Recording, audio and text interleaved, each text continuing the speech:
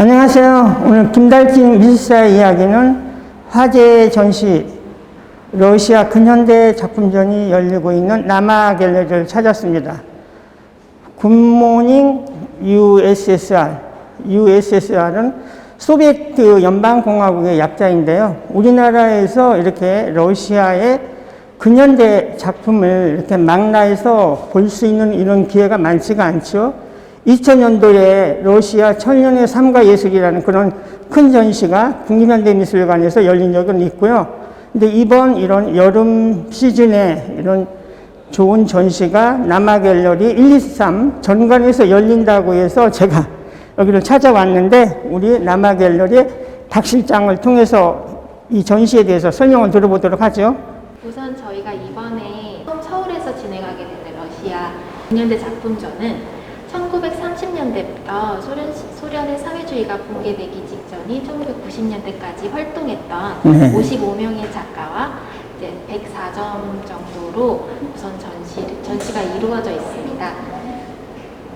그럼 전체적으로 지금 여기 1층, 2층, 3층 이렇게 3계층에서 이렇게 분리가 돼서 전시가 이루어지고 있는데, 각 층별로 어떤 주제라든지 어떤 그 컨셉이 이렇게 있으면 그 부분에 대해서도 좀 설명을 해주시면 좋을 것 같아요.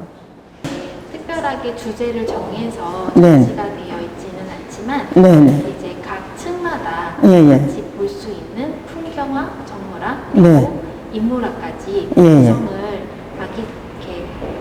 구성을 해놔서 한 층을 보시더라도 한 번의 흐름을 아실 수 있도록 준비해봤습니다. 네, 관장님, 이번 전시 작품 중에서 가장 메인인 작품 같고요. 러시아의 어떤 기록화적인 이런 요소를 담고 있는 작품인 것 같은데요. 이 관장님이 한번 이 작품을 좀 설명 좀 해주시죠. 예, 저는 9월 말에 새로 오픈할 MM아트센터 관장 최승일입니다. 일단 러시아에는 여러 가지 러시아의 제일 특징적인 어떤 주제화라고 보시면 되겠고요. 일단 저희 2차 대전 시기에 러시아와 소련과 독일의 전쟁에 관련된 기록입니다.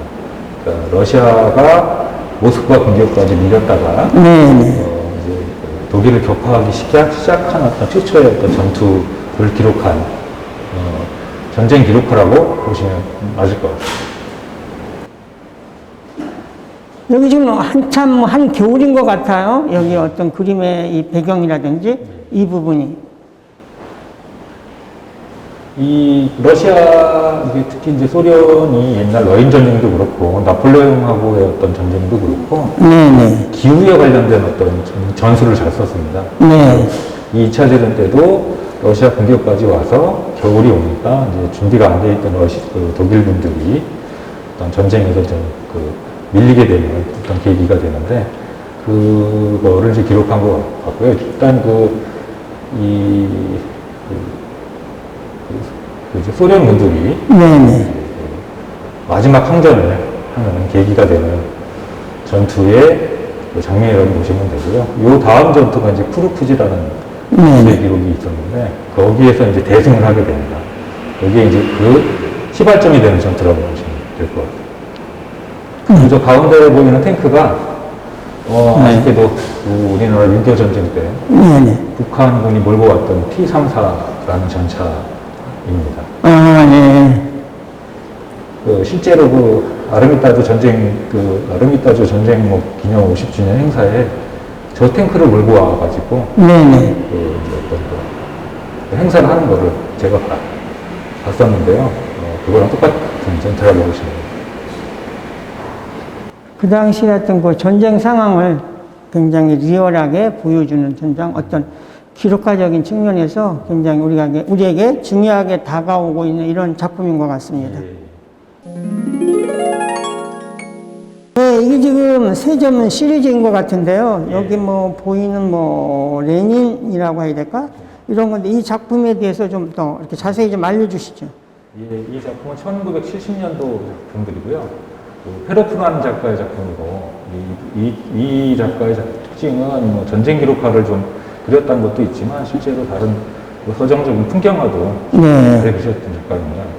이 시기의 특징이 이제 이 가운데 요 그림 같은 경우에는 우리나라하고도 좀 많이 연관이 돼 있는 라고 보시면 되는데, 이것도 이제 전쟁에 관련된 거지만 러일 전쟁 시기에 그 양쪽 나라가 전쟁 기금을 끊으라고 많이 힘들었었는데, 이제 그 러시아 노동자들이 들고 일어나서 혁명의 어떤 기초가 되는 그런 장면이라고 보시면 되겠고요. 그 혁명의 어떤 그 기본적인 기초라고 본다고 하면, 이거는 그 시기에 망명가에 있던 레닌이 이제 돌아오는 계기가 됐었죠. 그 밑에도 그 혁명의 일부분이라고 보시면 되는데, 이 사건 때문에 저희 나라에 그 슬픈 조약이 하나 생깁니다. 러시아와 일본과의 어떤 무작 이후로 을사조약이 생긴 어떤 중요한 계기가 되는 사건을 기록한 거라고 보시면 맞겠습니다.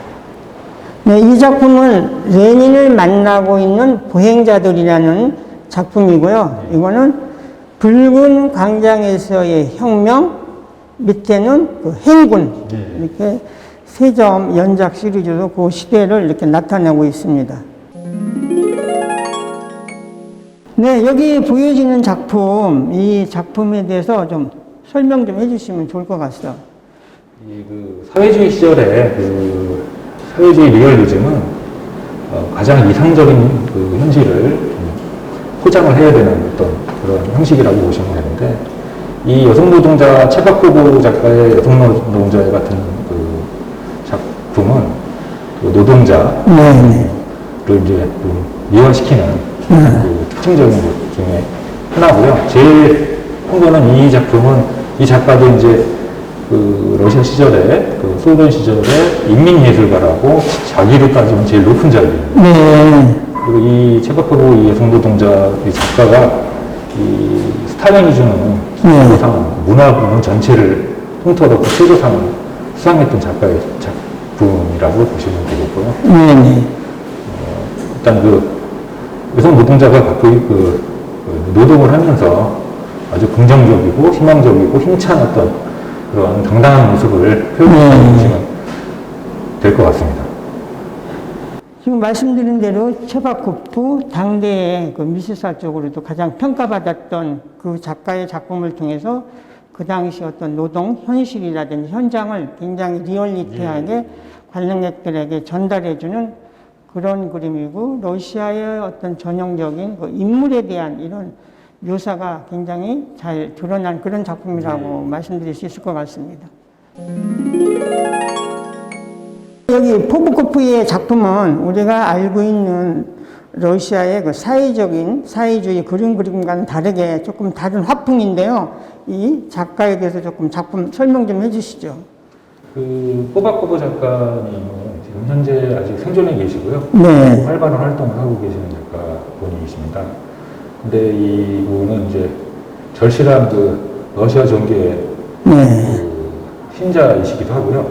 그 어두운 현실을 좀 희망을 갖고 살아가자라는 어떤 의미의 그 희망적 요소를 많이 표현해 주시는 작가분이신데, 사실 그 사회주의 리얼리즘을 그 형식의 그림을 그려야 되지만, 작가들이 대부분 이제 자기 개인적인 창작 활동을 하기 위해서 좀 몰래 아니면 이제 비정적 그 배정해준 작업실이 아닌 다른 장소에서 그림을 그리고 이거를 그 주변에 아는 몇몇 지인들한테 전시를 하게 되는데, 그 시기에 그러니까 아마 그 시기에 이 작품들이 그 정부에 의해서 이제 몰수된 작품들이라고 보시면 되고요.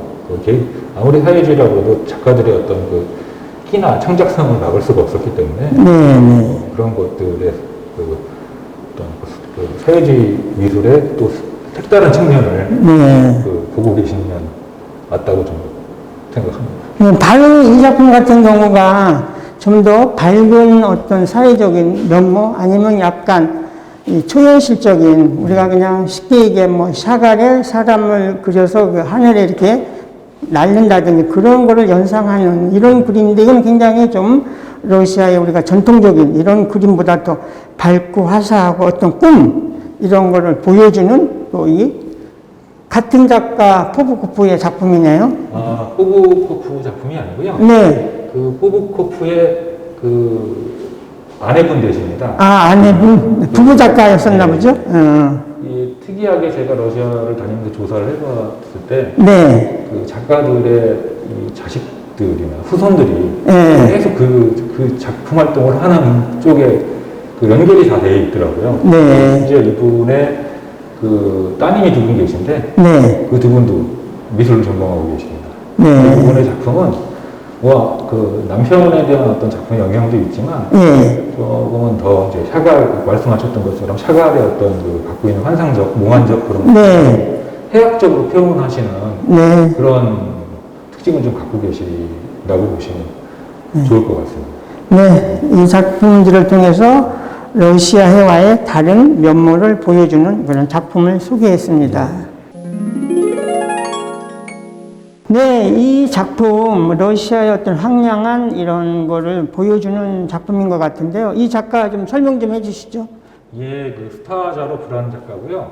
이 우리나라 치화선이라는 영화의 장승업 선생하고 비슷한 그 인생을 사신 분이라고 보시면 되겠습니다. 네. 개인적인 친분으로는 뭐 스탈린하고도 친분이 있다는 얘기도 들었고요. 네. 엉뚱하셔가지고 네. 일반 민간인들하고 접촉을 하는 거를 그 군부에서 많이 싫어했어요. 네. 야외에서 나가서 스케치를 할 때 네. 군인들이 에워싸고 네. 그 작품을 할 수 있을 정도로 좀 독특하시고 네. 좀 그런 성향이 좀 아주 강하신 분이고요. 네. 근데 일반적으로 우리가 봤을 때 그 멋있는 들판에 있는 어떤 마을 풍경을 그리는 것 같지만 이 작품 말고도 네. 그 개인적으로는 그 군부나 그 공산 체제가 너무 싫어서 제목을 네.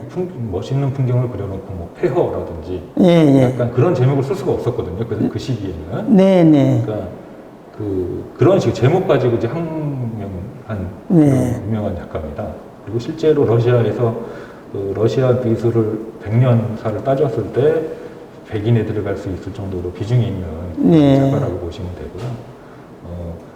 그러니까 이제 엉뚱함이 좀 많으신 분이라고. 네. 실제로 이 작품의 작가는 이제 러시아 모스크바 시내에 있는 그 띠레치아코프 네네. 신관에 가면 네. 이 작가의 작품을 재조명하는 부스가 별도로 있을 정도로 비중이 있는 작가입니다. 네, 여러분들 기억해 주세요. 스트로자로프 1926년에서 1973년 한 50년간의 생애를 마감했던 그 작가의 작품을 여러분들이 보셨습니다. 여기 보여지는 작품은 그 모스크바의 어떤 크렘린 궁전 같은 거를 피스를 잡아내서 또 전체적으로 한 화면에 구성한 이런 독특한 방식으로 보여주는 작가인 것 같은데요. 이 작품 좀 얘기해 주시죠.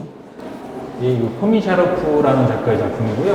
이 포미샤로프는 그 러시아에는 이제 크게 지역 화파로 나눴을 때 모스크바 화파와 페테르부르크 화파, 블라디미르 화파가 있습니다. 그 블라디미르 화파는 이제 유럽의 그 후기 인상주의의 영향을 좀 가장 많은 화파고 자기들만의 화풍을 좀 만들어냈던 후기 인상주의를 좀 계승한 화파라고 보시면 되는데 거기에 대표 화가입니다. 그러니까 이 작가는 이제 그 크레밀린하고 어떤 종교적 특징이 있는 그런 건물들을 기록하듯이 우리나라 청사의 형태처럼 독특한 구성으로 했던 좀 관람객들한테 좀 인기가 있는 작품인데요. 크레밀린이라는 게 사실은 모스크바 시내만 있는 게 아니라 웬만한 성벽이라는 뜻이다 보니까 그런 거를 찾아다니면서 그림을 그리셨던 화가입니다. 요거는 그리스 정교회 옛날 그 나무로 만든 목조 그 교회를 표현을 한 작품이고요.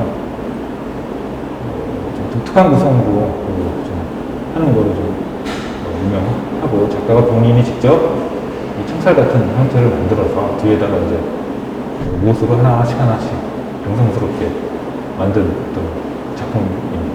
이분은 이 후기 인상주의 특징처럼 이 물감을 이 그림에서는 그런 특징이 좀 안 보이지만 그 덕지덕지 바른다고 할까요? 안에 원에 그림처럼 그 덕지덕지 발라서 두터운 어떤 층을 네. 물감 덩어리들이 많이 보이는 특징을 갖고 있고요. 저희들이 이 작품을 보관할 때 좀 애로가 있는 그런 작품인데요. 이게 어쨌든 후기 인상주의 미술은 약간 뒤로 나와서 봐야 되는 것처럼 그런 관람법이 좀 필요한 작품입니다. 네, 관람객들은 우리 지금 최 관장님이 말씀하신 것처럼 여기에 들어있는 건물들이 다 목조 건물이라는 거를 염두에 두시고 작품을 한 피스 한 피스 이렇게 꼼꼼히 살펴보시면 되고요.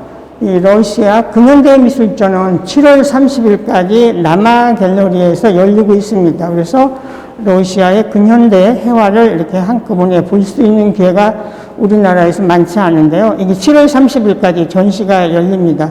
전시 기간 동안에 많이 오셔서 이 전시에 찾아주세요. 강추합니다.